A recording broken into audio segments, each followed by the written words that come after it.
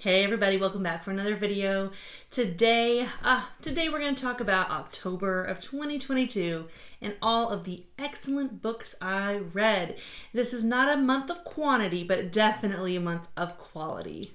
So if you watched the video where I talked about my plans for October, you already know that this was going to be a very Robin Hobb focused month.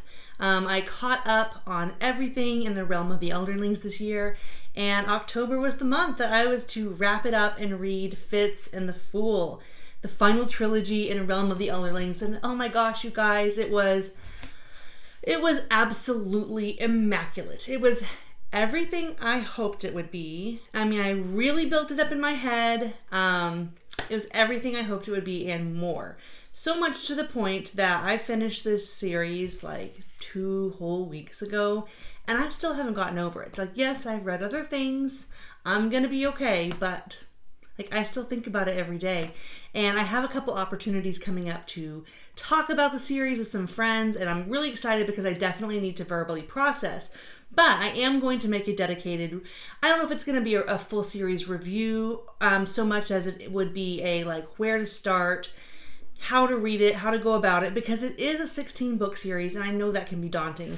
But please do not let the number of books detour you from trying Robin Hobb's writing in the realm of the Elderlings in general, because one thing I'm going to tell you really quick is that from beginning to end, this series had more and better payoff than any series I've read yet to date. So let's get to the books really quick. Like I said, it is a trilogy. The first one is called Fool's Assassin.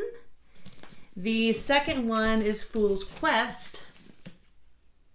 And the final one was Fool's Fate. I'm sorry, Assassin's Fate. I'm like all over the place. Which is kind of the running joke, is that Robin Hobb writes amazing books and amazing characters, but as far as naming her books go, it's kind of a joke at this point because some of the titles are so interchangeable, using words like assassins and quest and fool and fate over and over and over again. So forgive me if I mix up some of the titles from time to time, but the title obscurity aside, some of the best books I've ever read in my whole life. So books 2 and 3, like, I'm not even going to try to remember what they're called. Fool's Quest and Assassin's Fate. Easily some of the purest 5-star reviews I could ever give to books. I loved the first one as well. Loved. But I can see how it wouldn't quite hit for everybody because it was slow going. Like, it took a while to kind of get to the climax. But personally, I'm so okay with that. Like, it had a good portion of it that was like slice of life fantasy. And seeing somebody that you've watched struggle his whole life, you followed Fitz through this whole story, and he finally has a section of a book where he gets to live the life he wanted to live. So that is exciting for me, because like I said, this is the end of my journey. So I think anybody who makes it that far in the series is going to absolutely love book 1 as well. I would probably still give it 5 stars because, like I said, it was just such a pleasure to read. So I'm not going to just gush because it's really not what you're here for. Please stick around and stay tuned for the Realm of the Elderlings review I plan to do, but that's not what this is about. So that did occupy the bulk of my reading month in October because not only was I just like zoned in and wanted to savor it, but like those are 3 huge books. So no surprise that it took me, I think almost 3 weeks or like just over 2 weeks. I'd have to look back. It doesn't really matter.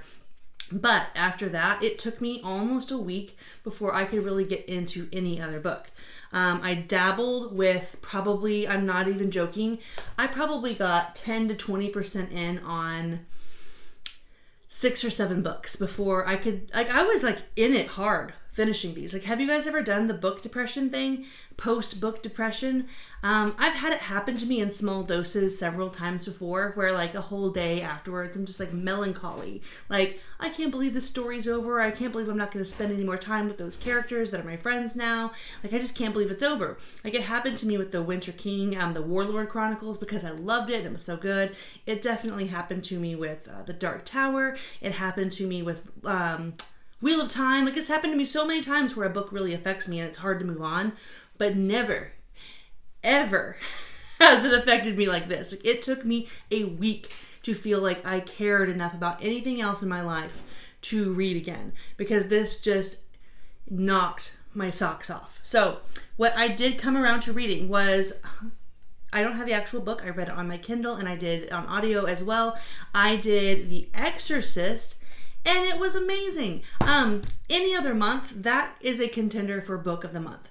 It was so good. It impressed me. It's an incredible adaptation. I haven't seen the movie in a long time, but just from reading it, I can tell you it's a very faithful adaptation.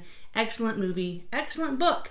I would love to read this again soon, next year maybe, when I'm not in the midst of a post-book depression, because I would call this a 4-star read right now. I enjoyed it. I liked so much about it, but I have a feeling if I read it again, not post Realm of the Elderlings, it would probably be an easy 5-star read. Really, really enjoyed that one. Very disturbing. I mean, obviously, it's The Exorcist. So go into it with, your expectations being that it's going to scare you and you're going to be disturbed, and it is supposed to make you feel very uncomfortable, and it will. I finished 2 other books in October. This was a very random book. I picked up Christine by Stephen King, which was nowhere on my radar. I did have some spooky books picked out that I wanted to get to, but I just had no idea that I was going to be so affected by the melancholy that followed me after Realm of the Elderlings. And just to clarify, it was a good thing. Like, it was such a satisfying ending, beautiful, lovely, but it absolutely consumed me. So my brother read Christine, and he was like, you need to read it so we can talk about it. And I thought, I have been wanting to do more Stephen King standalones, which, I mean, most of them are, but my year so far has been very Dark Tower centric. So I thought, why not? I own it. Let's go ahead and pick it up and try it out. And this book is this book is underrated. Like, I think the movie is kind of cheesy, and the concept of a possessed or haunted car is, fundamentally cheesy. I feel like half of Stephen King's books were probably written on a dare. Like, someone was like, listen, there's no way you can make a book about a haunted car and be taken seriously as an author and it actually be a good book and scary. But the man did it, you guys. Like, I thought this was so good. There were a few times I felt like he could have wrapped it up a little quicker. Like, there were maybe 80 pages in the whole book that were just a little bit much of the Stephen King world building. But since I like that so much, and I just really enjoy the setting and the town and all the, the side characters and everything so much, that I really did enjoy it. So, total 2 thumbs up. Absolutely recommend this if you are a Stephen King fan, but you've been putting this one off because it seems like it might be a little cornball. I don't think you need to be concerned about that. Like, I super loved it. Also, if you're a fan of the coming of age storyline, this is, again, Stephen King doing what he does best. In my opinion, I mean, he does a lot of things really, really well, but one of those things is coming of age.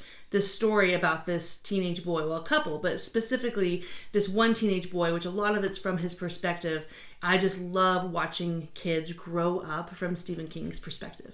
And the last book I read and finished in October is First Lord's Fury, which is book 6, the final book of Codex Alera. And I'm still letting this one settle in because the more I think about it, the more I like it. But I still have my reservations and some problems with the series overall. I would like to talk about this more, but I don't know that I'll ever do any type of dedicated review for it. So I guess I'll kind of give my thoughts here. I just can't quite put my finger on why this series didn't work for me.